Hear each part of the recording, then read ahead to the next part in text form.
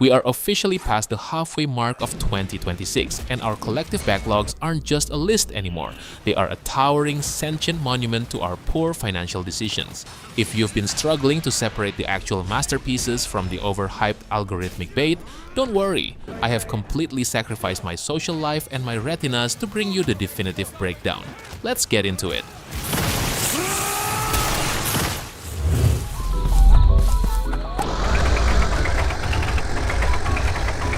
I immediately threw away my entire weekend when the 1.0 version of this dropped recently.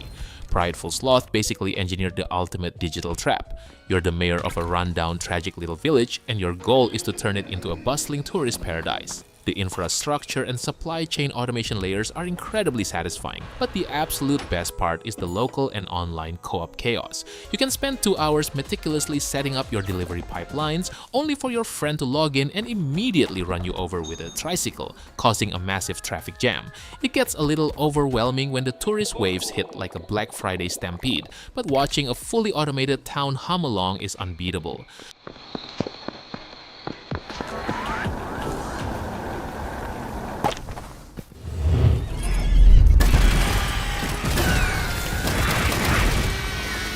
If you take a classic extraction shooter, slap a dusty cowboy hat on it, and give everybody reality-bending magic spells, you get this beautiful mess. It's a 1 to 4 player co-op roguelite experience that feels frantic, hilarious, and deeply unhinged all at once. The permanent progression loop is incredibly rewarding, though the leveling curve can feel like a massive chore unless you abuse the community favorite exploit of repeatedly running the tutorial map to farm easy XP. It's an early access title, so you are definitely going to bump into some weird physics bugs and rough edges. But honestly, when your squad coordinates a perfect spell combo to secure a high-value bounty, it's pure dopamine.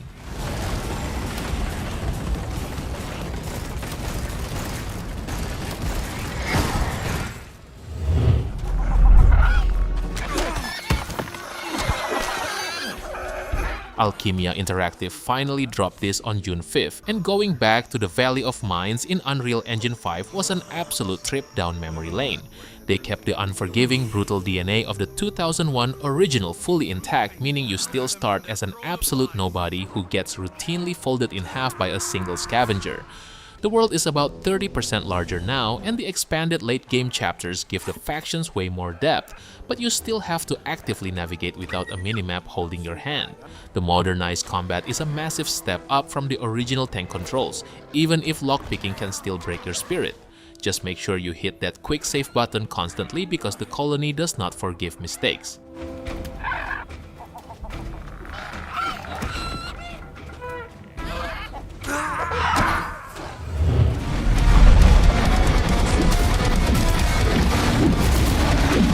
On paper, a Spinosaurus wielding a giant heavy broadsword sounds like an April Fool's joke.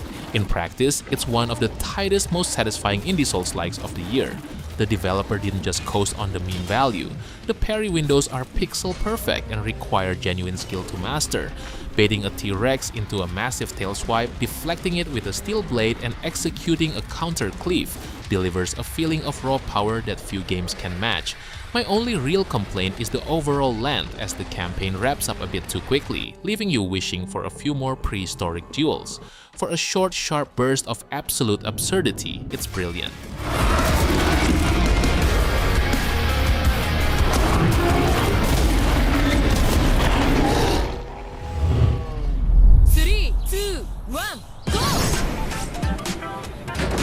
This game is essentially Tony Hawk's Pro Skater if the skater was a multi-ton Japanese locomotive delivering hot ramen. You play as Amy, drifting and kick-flipping a literal train across neon-drenched futuristic tracks to hit delivery timers before the broth gets cold. The physics make absolutely zero sense, which is exactly why it works so well. The momentum mechanics feel surprisingly responsive, and the lo-fi soundtrack hits the perfect vibe for high-speed delivery runs. The stage layouts can start to feel a bit samey once you memorize the optimal grind paths, but the sheer unadulterated originality makes it a mandatory installation for anyone who loves high-speed arcade fun. Is she riding the Ferris wheel? Yeah, she's a monster!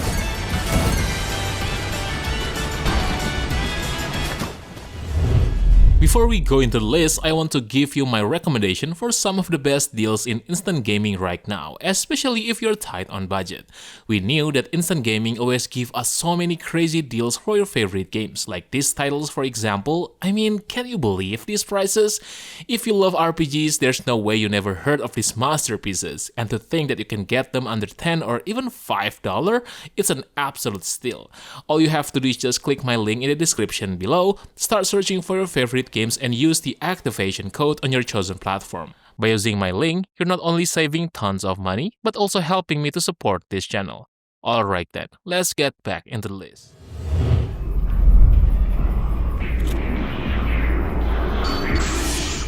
The original version of this game haunted my childhood, and this modern Unreal Engine 5 remake brought all that psychological trauma rushing back in crystal clear definition. The thick, foggy atmosphere is genuinely suffocating, and the classic camera obscura ghost hunting combat remains brilliantly terrifying. They added a new mechanic where you have to physically hold down a button to clutch Mayu's hand, and the absolute panic that sets in when her grip slips in the pitch black is an unparalleled anxiety engine. The pacing is intentionally slow and deliberate, which might test the patience of modern action fans, but as pure survival horror, it's a masterpiece that I refuse to play with the lights off.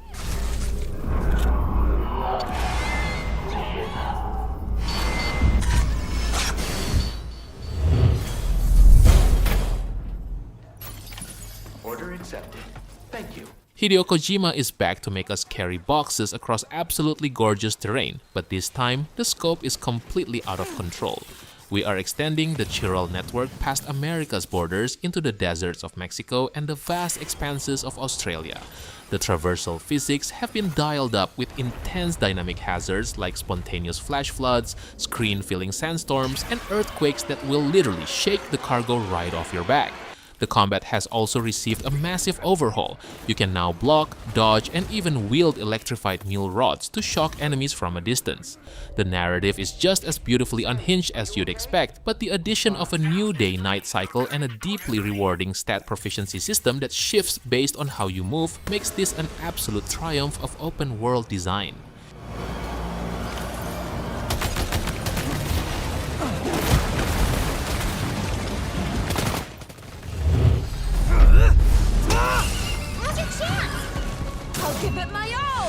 Capcom finally gave turn-based RPG fans the mechanical depth they've been begging for. The new twisted reflection system adds a brilliant chess-like layer to the classic rock-paper-scissors monster combat, forcing you to think 3 moves ahead or watch your favorite creature get obliterated. The gene splicing system is dangerously addictive, keeping you hunting for eggs for hours on end. The narrative leans a bit too heavily into predictable cookie-cutter anime tropes, meaning you'll probably end up skipping a fair amount of dialogue. But the sheer scale of the massive endgame boss fights and the tactical depth easily make it a milestone release for the spin-off series. We've got the upper hand! I'll take it!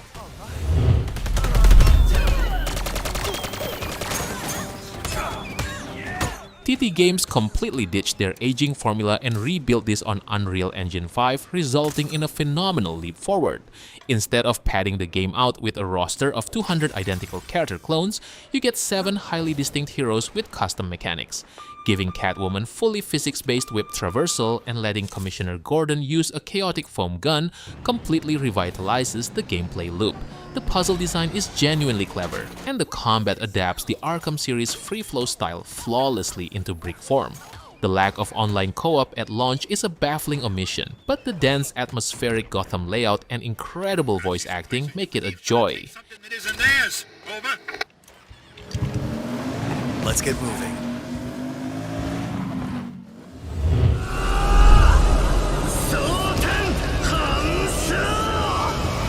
The legendary Zemirian saga has officially crossed the final frontier. They are going to outer space. The narrative scale of this series is absolutely staggering, and the iconic turn-based combat system has been refined to near mechanical perfection. Let me be completely honest, if you haven't played the previous dozen entries in this franchise, you will be utterly and hopelessly lost within the first 5 minutes of dialogue. The mid-game exposition dumps are incredibly dense, which can slow the pacing down to an absolute crawl. But for the dedicated fanbase, the massive lore payoffs and interstellar world building make it an essential epic journey. 手伝います。ここからが本番だ。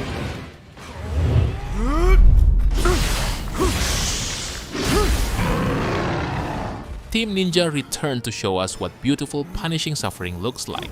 Set during the chaotic rise of Tokugawa Takechio, the combat has been supercharged with a brand new ninja playstyle that is incredibly fast, highly evasive, and feels phenomenal once you master the complex stance transitions. The inclusion of an open-field expedition mode is a godsend, allowing you to seamlessly call in a high-level friend when a boss has repeatedly handed you your own head. The loot drops are still an absolute nightmare of menu clutter, forcing you to clean out your inventory constantly, but the core swordplay is arguably the sharpest it has ever been.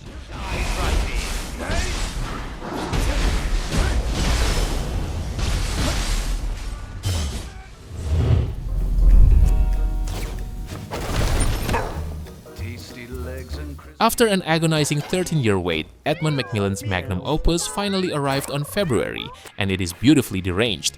This turn-based tactical roguelike lets you breed generation after generation of cats, balancing intricate DNA strands, diseases, and class archetypes to send them into brutal grid-based combat. The mechanical depth here is a vertical wall. You are managing everything from feline statistics to hereditary traits. Losing a highly customized Generation 4 wizard cat to a dumb tactical mistake is genuinely heartbreaking. It's gross, dark, hilarious, and possesses that exact same helplessly addictive quality that made The Binding of Isaac a classic.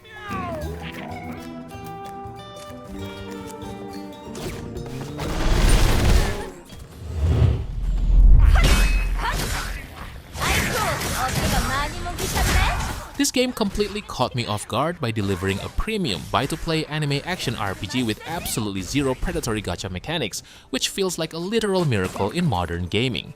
You can seamlessly swap between 19 unique heroes mid-combat, triggering elemental status reactions for massive damage numbers.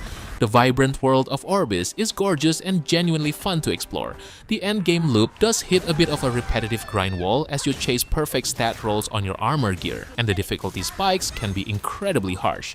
Even so, getting a massive microtransaction-free anime adventure for a single flat price is incredibly refreshing.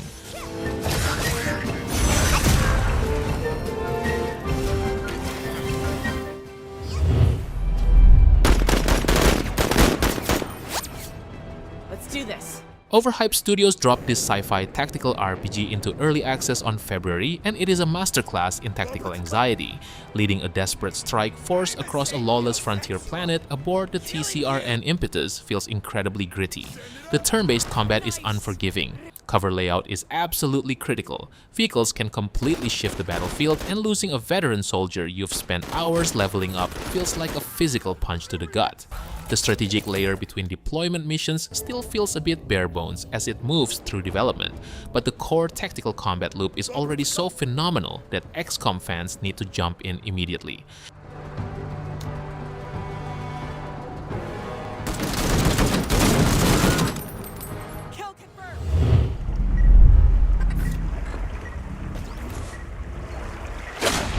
I dove straight back into the alien ocean depths, and my thalassophobia has never been higher. The addition of 4-player co-op completely changes the survival dynamic. Sharing the sheer terror of hearing a Reaper Leviathan roar in the distance with 3 screaming friends is an unmatched experience. The new aquatic biomes are staggeringly beautiful, and the base building grid is far more intuitive this time around.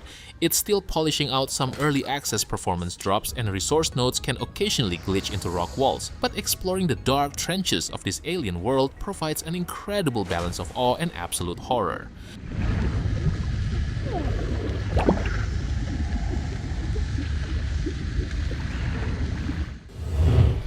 What devilry have you stirred up this time? Come to join in the... Ubisoft actually pulled off a miracle here.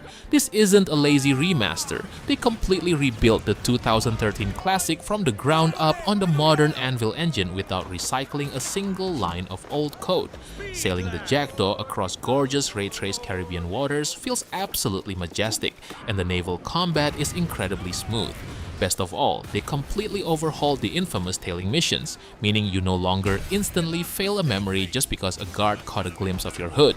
The modern-day Abstergo interruptions still completely kill the pacing, but stepping back into Edward Kenway's boots feels spectacular. Got you! Your life is mine! You will bleed!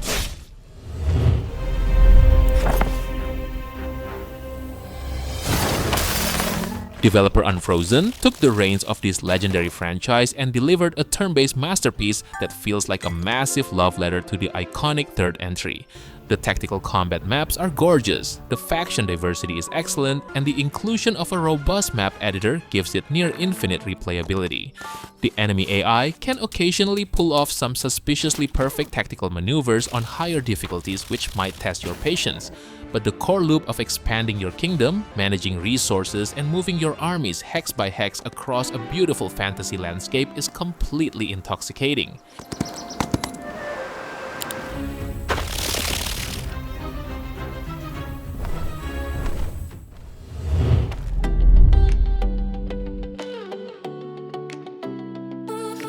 The internet's favorite post-apocalyptic lumberpunk beaver simulator finally hit its glorious 1.0 release, and it is magnificent.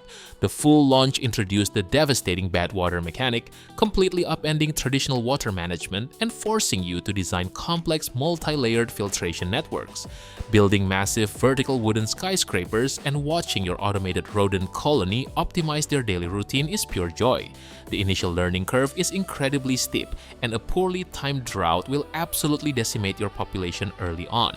But once you master the fluid dynamics, it stands out as one of the most rewarding city builders on PC.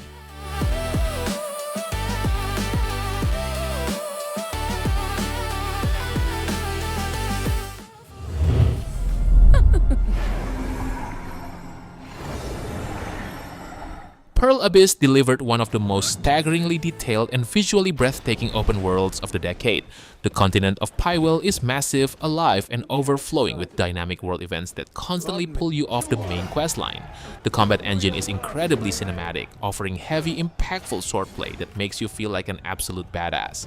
Unfortunately, the user interface and inventory screens feel like they require a degree in spreadsheet management to navigate efficiently.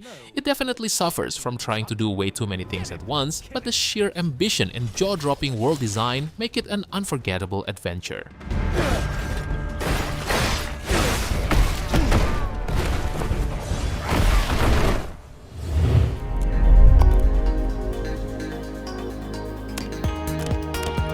This title completely removes the stress of enemies or survival mechanics and replaces it with pure, unadulterated logistical bliss.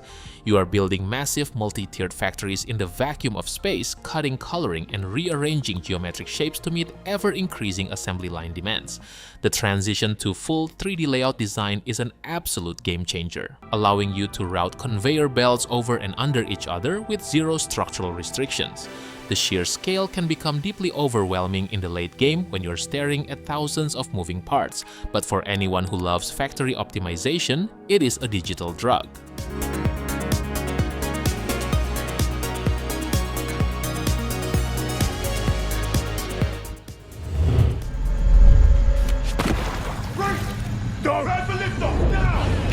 IO Interactive took their signature Hitman stealth formula and applied it perfectly to a 26-year-old James Bond just earning his 00 status. The result is the best spy game since GoldenEye. The social stealth layers are fantastic, but the standout feature is the dynamic dialogue system, which allows you to literally bluff, threaten, or charm your way past guards instead of pulling a weapon. The standard gunplay mechanics can feel a bit rigid compared to the incredibly polished stealth options, but the total freedom of approach offered in every single mission sandbox makes this the ultimate modern secret agent fantasy.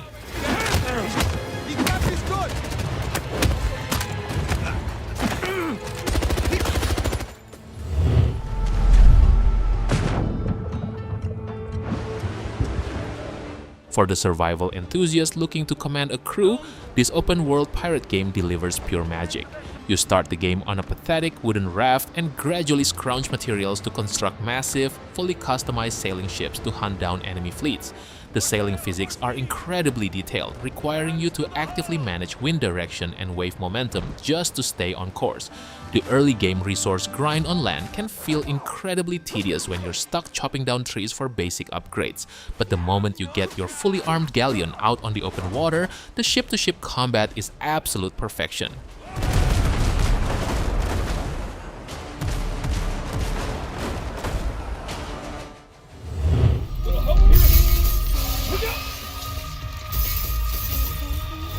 After years of mystery, Capcom finally unleashed this sci-fi thriller, and it is beautifully bizarre.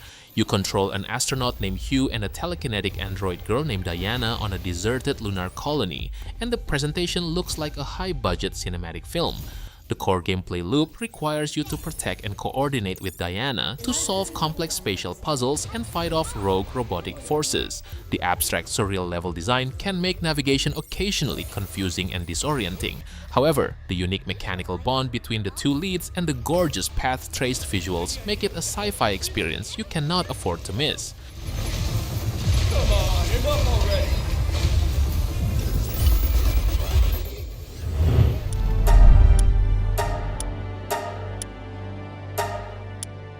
This absolute juggernaut has officially left early access, and it remains the most beautifully chaotic survival game on the market. Pocket Pair has aggressively updated the experience, giving us massive base building expansions, brand new islands, and a deep automation system that keeps the Pokemon with Guns loop incredibly addictive. The core survival systems themselves are still relatively shallow compared to hardcore genre competitors, and the worker AI pathing inside your bases can still occasionally break down. But the unhinged joy of flying across a vibrant map with a rocket launcher wielding creature by your side is unmatched.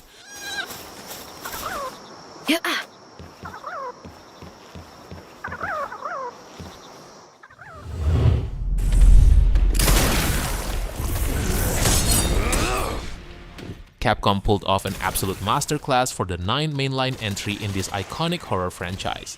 By intertwining the narratives of Leon S. Kennedy and a brilliant FBI analyst within a highly atmospheric setting, the tension never lets up. The survival horror combat is incredibly crisp, the puzzles are deeply engaging, and the general sound design will have you jumping at every single floorboard creak. The inventory management can feel a bit restrictive during the intense mid-game chapters, forcing some frustrating gear sacrifices, but the overall presentation, suffocating atmosphere, and perfect pacing make it the definitive Game of the Year frontrunner for 2026.